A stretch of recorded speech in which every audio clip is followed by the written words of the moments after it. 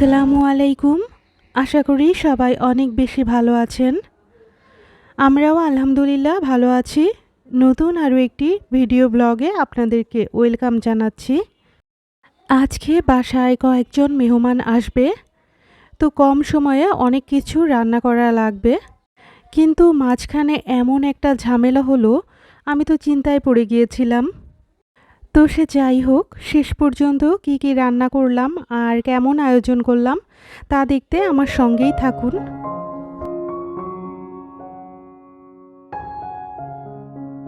যেহেতু বাসায় মেহমান আসবে, তাই সকাল সকাল উঠে রান্নাবান্না সব বসিয়ে দিয়েছিলাম।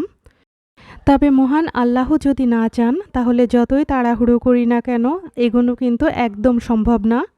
তো আমার ক্ষেত্রেও তেমনটাই হয়েছে। সকাল সকাল ফ্রিজ থেকে মাছ বের করে নিয়েছিলাম, সেটাকে আবারও ধুয়ে নিয়েছি। এখন ওটা রান্না করার জন্য আদা বাটা, রসুন বাটা, জিরা বাটা, হলুদ গুঁড়া, মরিচের গুঁড়া আর ধনিয়া গুঁড়া দিয়ে দিলাম। এখন হালকা একটু পানি দিয়ে মশলাগুলো কষিয়ে মাছটা দিয়ে দিয়েছি। আর এবার একটু লবণ দিয়ে দিলাম, লবণ দিতে ভুলে গিয়েছিলাম প্রথমে। রোস্ট রান্নার জন্য রোস্টের মুরগিতে আগে থেকে লবণ মাখিয়ে রেখেছিলাম, সেটাকে এখন ভেজে নিচ্ছি।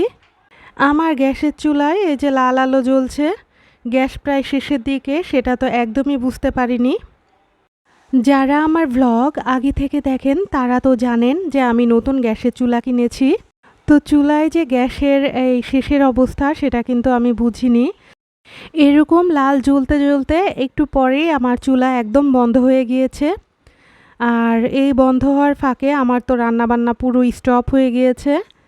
সেজন্য ভাবলাম বসে না থেকে একটু ঘর গুছিয়ে ফেলি, যেহেতু মেহমান আসবে।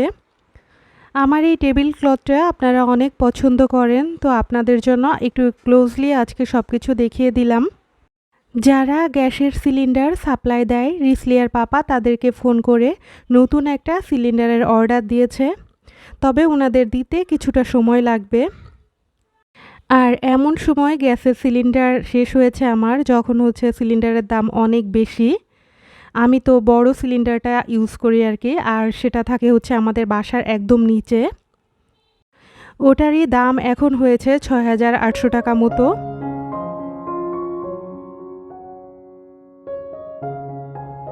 লাস্ট ভ্লগে আপনাদেরকে দেখিয়েছিলাম যে আমি এই জিনিসটা কিনেছি, এরকম রিয়েল প্লান্ট রাখার জন্য পানিতে। তো আমি ওর ভিতর পানি দিয়ে মানি প্লান্টের একটা চারা ওর ভিতর দিয়ে দিলাম।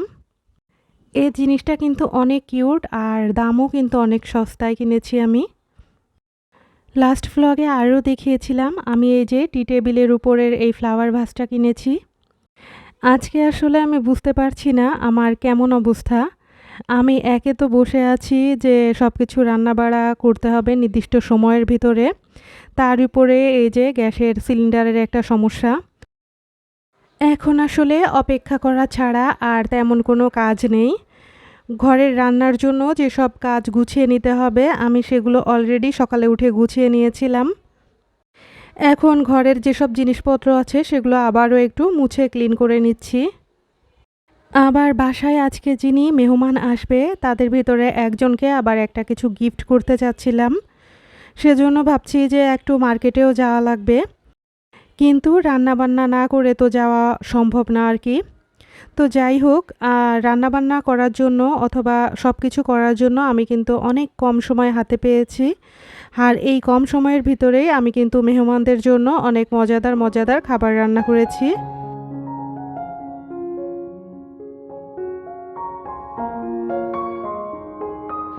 আমাদের বাসার এই বেডরুমটা কিন্তু অনেক কম শেয়ার করা হয় আপনাদের সাথে।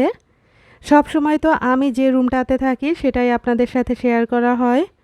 তো এই রুমে নতুন করে আবারও বেডশিট বিছিয়েছি, তাই আপনাদের সাথে ভাবলাম একটু শেয়ার করি। এই রুমের সাথে ছোট একটা ব্যালকনিও আছে, আর এই রুম দিয়ে এরকম যে একটা বাইরে ওয়াশরুমও আছে। তারপরে আমার এই যে ড্রয়িং ডাইনিং এরিয়া, সেটা আর কি। অলরেডি সময় এখন 11:30।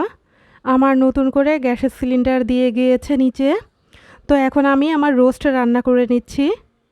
পেঁয়াজকে ভালো করে ভেজে নিয়ে রোস্ট মশলা দিয়ে দিয়েছি, তার ভিতরে দিয়ে দিলাম জিরা বাটা, রসুন বাটা আর আদা বাটা।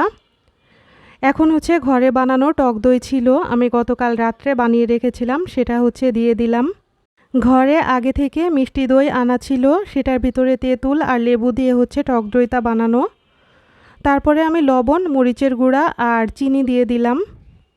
এখন ভেজে রাখা রোস্টগুলোকে এর ভেতরে দিয়ে দিলাম, দিয়ে একটু নাড়াচাড়া করে পানি দিলে জাস্ট হয়ে যাবে আমার রোস্ট রান্না। আমার চ্যানেলে কিন্তু অনেক অনেক আপু যুক্ত আছেন যারা হচ্ছে অনেক সুন্দর সুন্দর রান্নাবাড়া করে থাকে।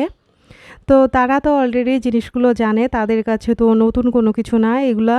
তবে অনেকেই আছে যারা হচ্ছে রান্নাবান্নায় নতুন অথবা নতুন সংসার শুরু করেছে।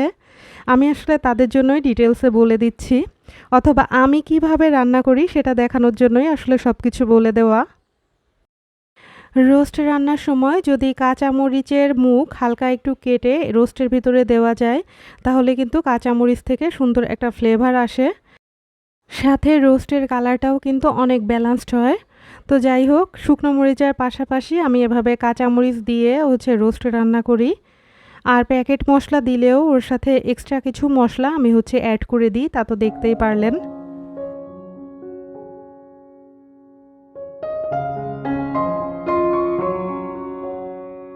আমি যে মাছ রান্না করার সময় গ্যাস চলে গিয়েছিল, সেই মাছটাও রান্না কমপ্লিট করে ফেলেছিলাম, ঝোল কমিয়ে নিয়েছিলাম আর কি। তো রিসলিয়ার পাপা এখানে আমাকে সার্ভ করার কাজে হেল্প করছে। এদিকে চুলায় আমি একটু নুডলস রান্না করে নিব, সেজন্য নুডলস সিদ্ধ দিয়ে নিয়েছি। এখন একটু ডিম দিয়ে এই নুডলসটা রান্না করে নিব। আরও কিছু নাস্তার আয়োজনের ইচ্ছা ছিল, তবে যেহেতু টাইম আর হাতে বেশি নেই, সেজন্য হচ্ছে কম সময়ের ভিতরে যত দূর পেরেছি তত দূর চেষ্টা করেছি সব কিছু রেডি করার। এই যে নুডলস দিয়ে এখন মিক্স করে নিলাম, এর সাথে দিয়ে দিব টমেটো সস আর একটু সয়া সস। তো এভাবে নুডলস রান্না করলে আমার কাছে খেতে বেশ ভালো লাগে আর সবাই খেতে বেশ পছন্দও করে। তো এজন্য এভাবে হচ্ছে নুডলস রান্না করে নিলাম। অন্য চুলায় তো রোস্ট বসানো, তো রোস্টটাও হচ্ছে বারবার নেড়ে চেড়ে দেওয়া লাগছে যাতে হচ্ছে মশলা নিচে লেগে না যায়। তো নুডলস রান্না কিন্তু আমার কমপ্লিট হয়ে গিয়েছে, এখন আমি একটা প্লেটে এটা সার্ভ করে নিচ্ছি। যখন কোনো দাওয়াত আয়োজন করা হয় তখন কিন্তু আমি অনেক প্রেশার ফিল করি। আমার কাছে মনে হয় যে নির্দিষ্ট সময়ের ভিতরে আমার রান্নাবাড়া করা লাগবে, আবার সব কিছু ঠিকঠাক মতো রান্না হয় কি না, সব মিলিয়ে আমি কিন্তু একটা প্রেশারের ভিতরে থাকি। আর আজকের প্রেশারটা ছিল অন্যরকম, আজকে একটু বেশি চাপ নিয়ে ফেলেছিলাম মনে হচ্ছে। তো একে একে তো সব রান্না কমপ্লিট করছি, আর আল্লাহর কাছে শুকরিয়া জানাচ্ছি যে যাক মানে কমপ্লিট করতে পারছি। আপনাদের এরকম দাওয়াত আয়োজনে কার কী অভিজ্ঞতা চাইলে কিন্তু কমেন্ট বক্সে আমাকে শেয়ার করতে পারেন। আমার কিন্তু আপনাদের অভিজ্ঞতা জানতে বেশ ভালোই লাগে। এখন অন্য চুলায় আমি হচ্ছে পোলাও ভেজে নিচ্ছি। তো যেদিন হচ্ছে আয়োজনটা ছিল সেদিন অনেক গরম পড়েছিল, তো একটু পরপর এসে আবার একটু জিরিয়েও নিচ্ছি। তো রিসলিয়ার পাপা এখানে রোস্ট হচ্ছে সার্ভ করে নিচ্ছে। এখন পোলাওয়ের চাল যে ভেজে নিয়েছি ওটাতে গরম পানি অ্যাড করব, সেজন্য হচ্ছে পানি গরম দিয়ে নিচ্ছি। আপনারা যারা আমার ভিডিও দেখেন তারা কিন্তু অনেক বিষয়ই আমার কাছে জানতে চান, তো সব বিষয় তো আর বলা সম্ভব হয় না, কিছু প্রাইভেসির ব্যাপার থাকে আর অনেক প্রশ্ন থাকে যেগুলো আসলে আমি কমেন্টের উত্তরের মাধ্যমেই দিয়ে দিই। যেমন একজন কমেন্ট করেছিল যে আমার ওয়াশিং মেশিনের নাম কি, তো সেই আপুটাকে আমি কিন্তু কমেন্টের মাধ্যমে উত্তর দিয়েছিলাম যে আমার ওয়াশিং মেশিনের নাম হচ্ছে হায়ার। সেই আপুটাকে আজকে আরেকটু দেখিয়ে দিলাম যে আমি কোন কোম্পানির ওয়াশিং মেশিন ব্যবহার করি। সাথে কিন্তু আপু আরেকটা প্রশ্নও করেছিল আমার ওয়াশিং মেশিনের দাম কত। তো সেই আপুটা যদি আমার ভিডিওটা দেখে থাকেন তবে তার কাছে আমি বলে থাকবো যে আমি ওয়াশিং মেশিন আসলে অনেক দিন আগে কিনেছি, কত দাম এক্স্যাক্টলি আমার মনে নেই। তবে এই ওয়াশিং মেশিনের বর্তমান যে দামটা সেটা কিন্তু আপনি অনলাইনে দেখতে পারবেন। আমার ওয়াশিং মেশিনটা হচ্ছে হায়ার 9 কেজি ফ্রন্ট লোড। এই কথাটা জাস্ট গুগলে লিখলেই কিন্তু আপনারা প্রাইসটা পেয়ে যাবেন যে কত দাম এটার।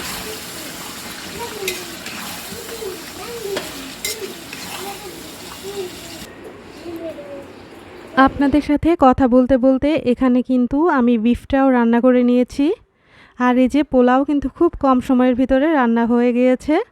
আর এটা কিন্তু খুব ঝরঝরে একটা পোলাও হয়েছে। রান্না প্রায় শেষের দিকে চলে এসেছে, আর একটা শুধু বেগুন ভাজি করব। তো এতক্ষণ যারা আমার চ্যানেলের সাথে যুক্ত আছেন, যারা নতুন, তাদের কাছে আমার রিকোয়েস্ট থাকবে সাবস্ক্রাইব করে আমার পাশে থাকার। আর যারা অলরেডি কাজটা করেছেন তাদেরকে তো অসংখ্য ধন্যবাদ। আর সবার কাছে রিকোয়েস্ট থাকবে লাইক, কমেন্ট, শেয়ার করে আমাকে সাপোর্ট করার। বেগুন ভাজি করার জন্য এখানে আমি গোল গোল করে বেগুন কেটে নিয়েছি। তার ভিতরে হলুদের গুঁড়া, মরিচের গুঁড়া আর লবণ দিয়ে দিয়েছি। দিয়ে এটাকে মাখিয়ে নিয়ে এখন ভেজে নিচ্ছি। তো এই কাজগুলো করতে করতেই কিন্তু আমার গেস্টরাও চলে এসেছিল বাসায়। তো গেস্ট আসলে মূলত যে কাজটা করা হয়, ওনাদের সাথে কিন্তু গল্পগুজব করতে করতে আর তেমনভাবে ভিডিও করা পসিবল হয় না। বিফ রান্নায় এদিকে ঝোলের পানি দিয়ে দিয়েছি, আর আমার রান্না মোটামুটি শেষ। বেডরুমে চলে এসেছি, এখন ফ্রেশন আপ হব। তো এগুলো আমার বেগুন ভাজি রান্না, রোস্ট, এটা মাছ, আর এটা পোলাও, আর মাংস তো চুলায় এখনও। এখন সব কিছু গুছিয়ে রেখেছি। ওনাদের নাস্তা দিয়েই আমি মার্কেটে চলে যাব। একটা শাড়ি কিনবো ভাবছি। তো আমার কাছে একটা মার্কেট আছে, তো ওই মার্কেটটায় চলে গিয়েছি। একটা দোকান আছে, ওই দোকানে ফিক্সড প্রাইস আর খুব সুন্দর সুন্দর শাড়ি পাওয়া যায়। তো আমি চাচ্ছিলাম কাতান জাতীয় কিছু গিফট করতে। তো এই যে শাড়িগুলো, এর ভেতর থেকে আমি একটা ব্লু কালারের শাড়ি নিয়েছি। এই শাড়িটা আমার কাছে খুব ভালো লেগেছে। ব্লুর ভিতরে এই যে গোল্ডেন কালারটা, এটা কিন্তু খুব সুন্দর একটা গোল্ডেন কালার। এদিকে লাঞ্চের টাইম হয়ে গিয়েছে, সবার জন্য খাবার এখন সার্ভ করা হবে।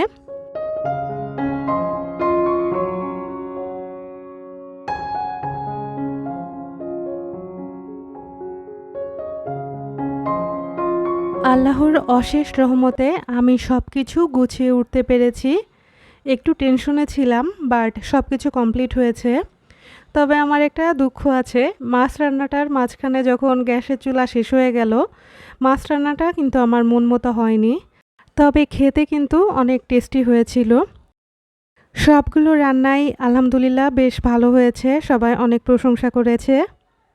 আর যখন কারো জন্য কোনো কিছু রান্না করা হয় আর সেটা তাদের ভালো লাগে, তার চেয়ে আনন্দের আর কোনো কিছুই আসলে হয় না। ভিডিওর একদম শেষ পর্যায়ে চলে এসেছি। ইনশাল্লাহ নেক্সট ভ্লগে দেখা হবে। সেই পর্যন্ত সবাইকে আল্লাহ হাফেজ।